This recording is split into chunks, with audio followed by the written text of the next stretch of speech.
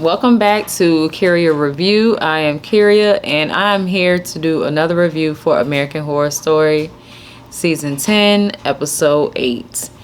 I did not mean to get this review out so late, but there has been so much going on this week. I've been working like crazy. I've been having water issues at my freaking house.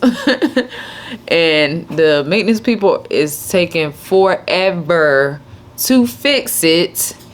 So it's been a lot. It's been a lot going on.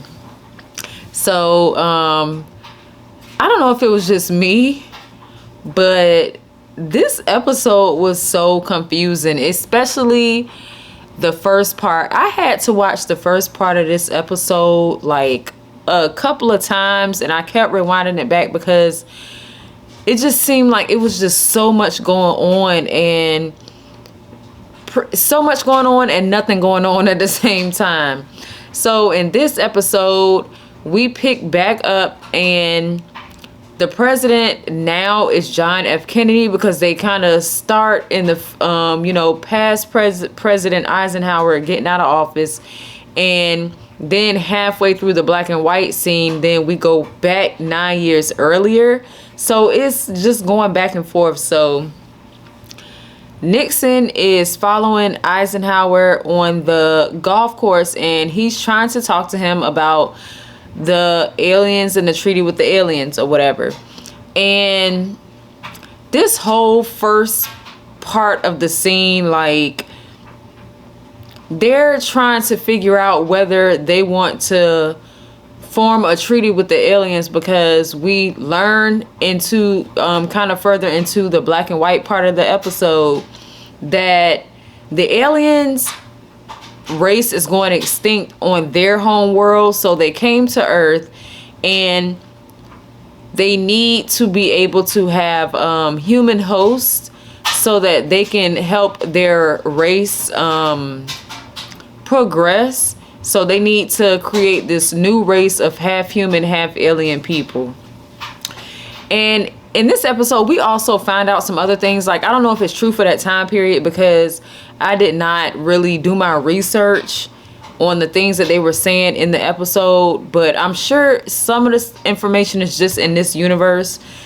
And one of the things that we find out in this episode is that the aliens give them the technology for that time, which is the microwave. And it was so weird to see the president and his wife, I believe that's his wife, Mamie, sitting down to eat a TV dinner that took like 30 seconds to heat up, and she came out the kitchen like, this Salisbury steak is about to be good as I don't know what. And she's like, I'm so glad the aliens gave us this new and improved technology. Like, I was skeptical about how it was going to work, but it works really good, you know.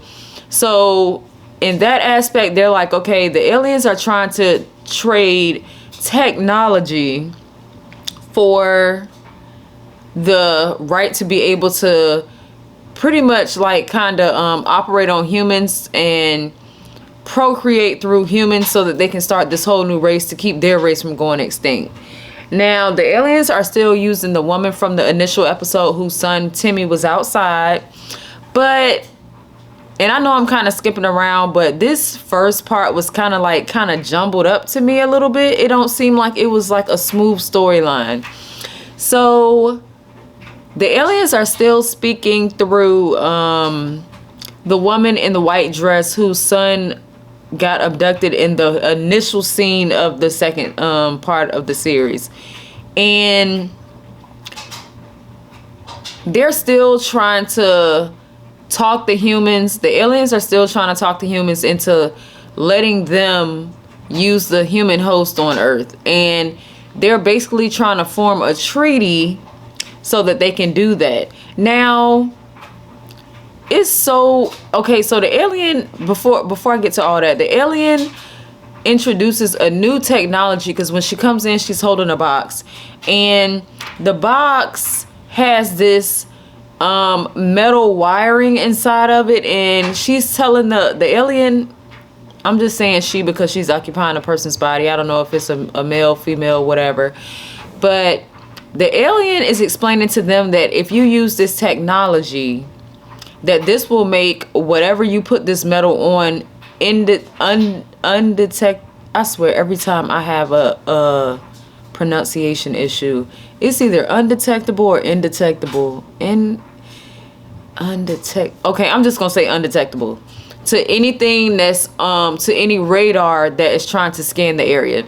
So they're looking at it like if we go into a treaty with them, we will have all this new technology. And the guy was like, well, why don't y'all just come on Earth and just procreate anyway? Like, why do y'all need us to do anything? Y'all have all this high-tech technology that we don't have. And the alien is like, we can't fight the diseases and viruses and infections and things that you guys have on Earth. And I'm thinking, okay, y'all have all this high-tech technology, but y'all can't combat the viruses that's on Earth? I don't know. That was confusing to me. What was also confusing was in the boardroom when the alien got done speaking through the woman that like has been floating around and making everybody's heads blow up.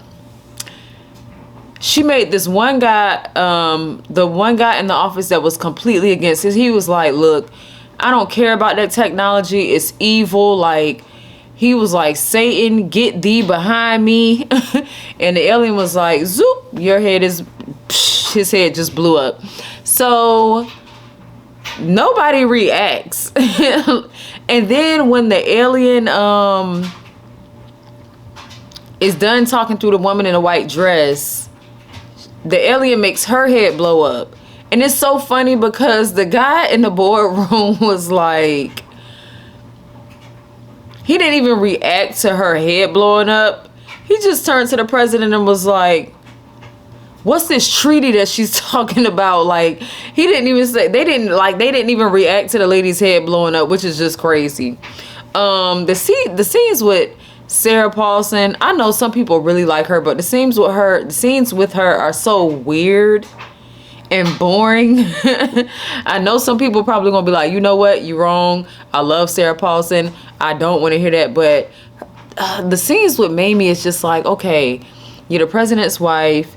You're making Salisbury steak.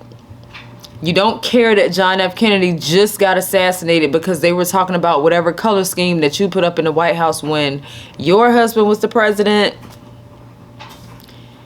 And because when they were eating the Salisbury steak, they were watching TV and breaking news came in that John F. Kennedy had just got assassinated.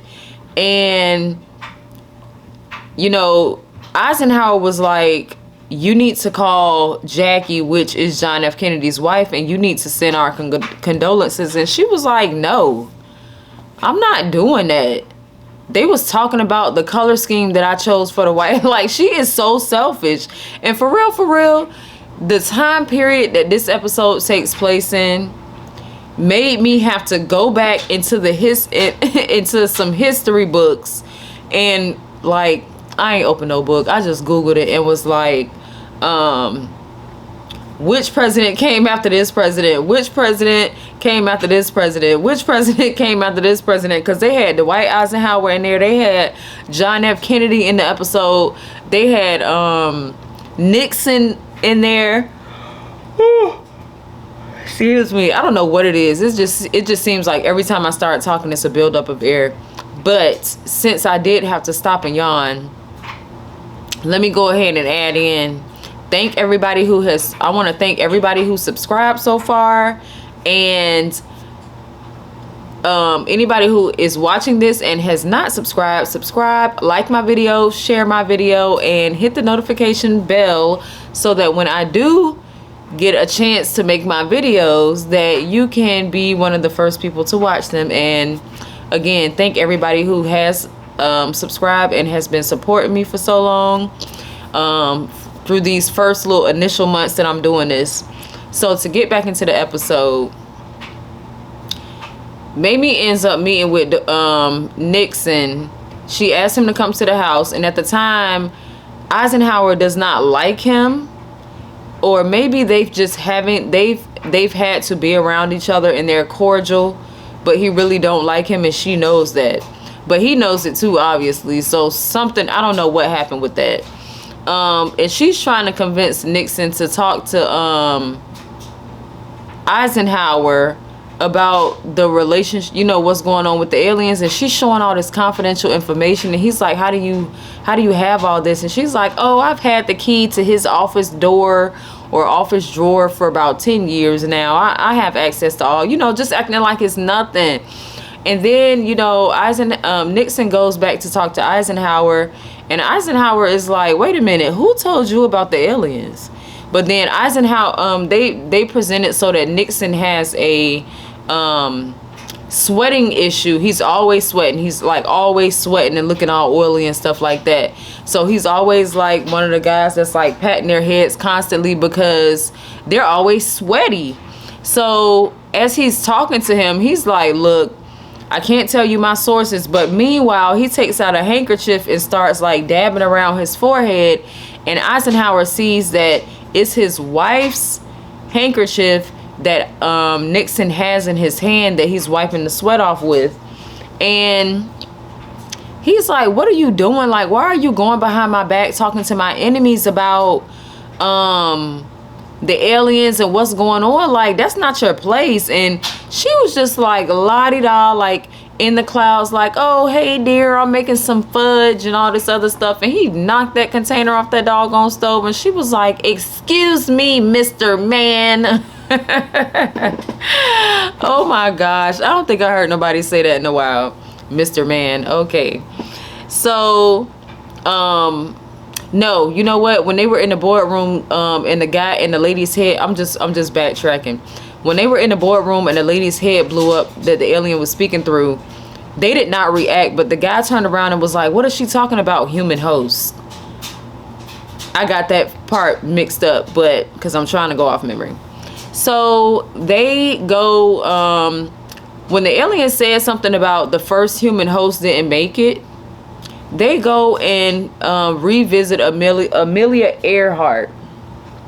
So they find her still in the secure wing of whatever military hospital they have her in, and her stomach has blood all over it.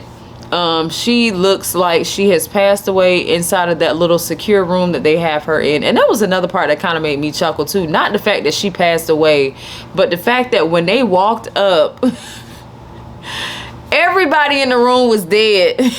And the president was like, give me your sidearm. Those people in there need our help. And I'm sitting up there like, need your help doing what? They dead already. Oh my gosh, like it was so many scenes in this initial episode when I actually got what was going on. I was like, what are they talking about?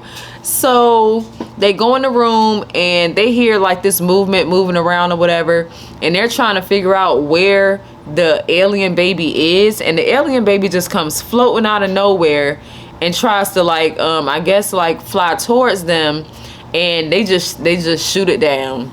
So when he goes home to confront Mamie, she's in the kitchen cooking fudge, and he's like, what have you done? Like, why are you giving out confidential information? And she's just like, I mean, because I knew you wouldn't listen to me. That's why I went to him, so that he could talk some sense into you. And he was like, he's saying the same thing I'm saying, so it was no point for you to even do that. And it wasn't even your place in the first place. But then all the while, you know, while he's talking to her, he starts to walk off because he's upset. But then the alien starts talking through Mamie, and the alien was like, look, you saw what I did to the last lady. I exploded her head, and I'm going to do the same thing to your wife if you do not agree to have this treaty with us, because you're going to get the technology, but we need this. We need to be here because our race is about to be extinct. So that was the last scene for the black and white episode. And then they go straight into the present day episode with the 4 characters that we saw from the first episode, the 2 girls and the 2 guys that got pregnant. So they're going to a doctor's office. I believe the black girl's name is Jamie. It takes me a while to remember the characters' names. So, especially if I don't really like kind of recognize who they are or whatever. So they're going to Jamie's OBGYN because they don't just want to go to some random emergency room so that the emergency room staff can panic and then call the military. So my hair looks okay.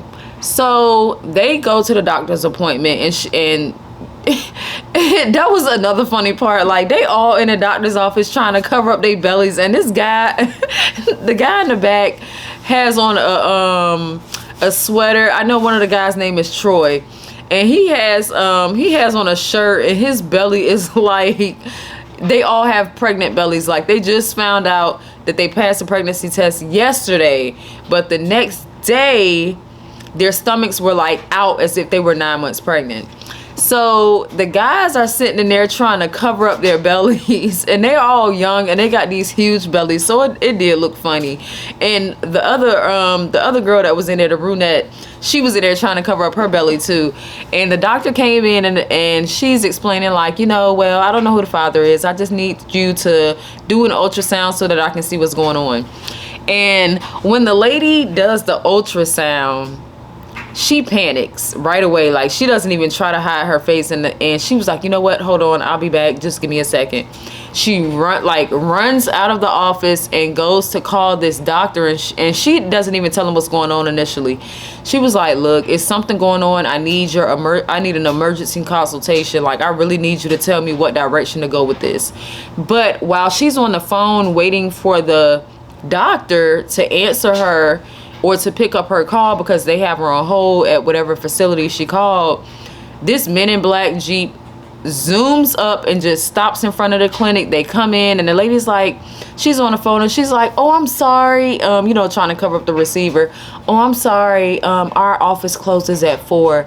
And the guys were like, yep, I know, the clinic closes at 4. Have you spoken to the doctor or whatever yet? And she's like, no, I'm still on hold. He said, good.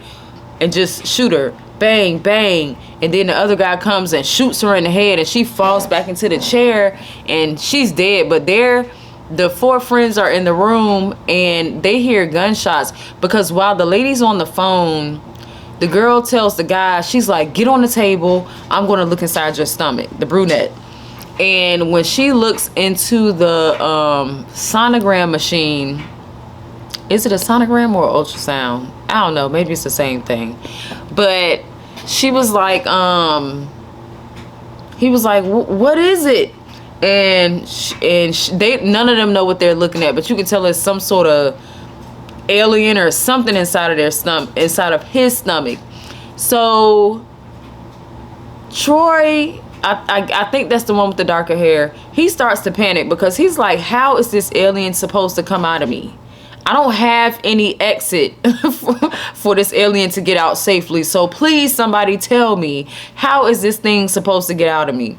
So the guys from that look like they're with Men in Black, they come in and they tase everybody in the room, and then the 4 friends wake up in a facility and they're like suspended in the air, but they're laying on their backs, and they have these tubes coming out of them, but it has like a neon green substance inside of it, like maybe like alien blood or something. And it's this alien with this really long white mask on, and the alien is like, the brunette girl, she wakes up and she's like, what are we doing here? Like, what is going on? And the alien was like, look, just calm down, you're doing something really good.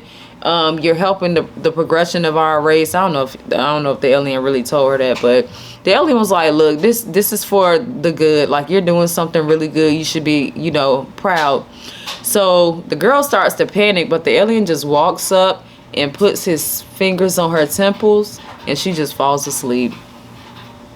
The weird sound that it made when the alien put his or her fingers on the temples, like I was like, what the heck is that?